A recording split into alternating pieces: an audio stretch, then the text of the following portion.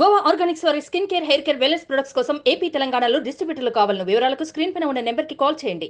తిరుమలలో మరోసారి చిరుత కలకలం సృష్టించింది. బుధవారం తెల్లవారుజామున తిరుమలకు కొందరు భక్తులు ఘాట్ రోడ్లో కారులో వెళ్తున్న సమయంలో ఆ కారుకు చిరుతపులి అడ్డుగా వచ్చింది. ఈ సంఘటనకు సంబంధించిన దృశ్యాలు సమీపంలోని సీసీ కెమెరాలో రికార్డయ్యాయి. దీంతో భక్తులు భయాందోళనకు గురవుతున్నారు.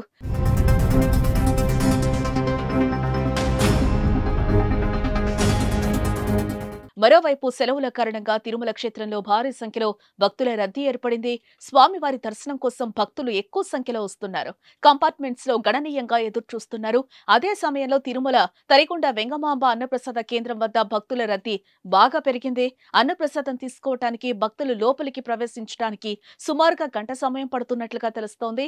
వేసవి సెలవులు కావడంతో తిరుమల తిరుపతి క్షేత్రానికి వెళ్తున్న భక్తులు అప్రమత్తంగా ఉండాల్సిన అవసరం ఉందని అధికారులు అంటున్నారు.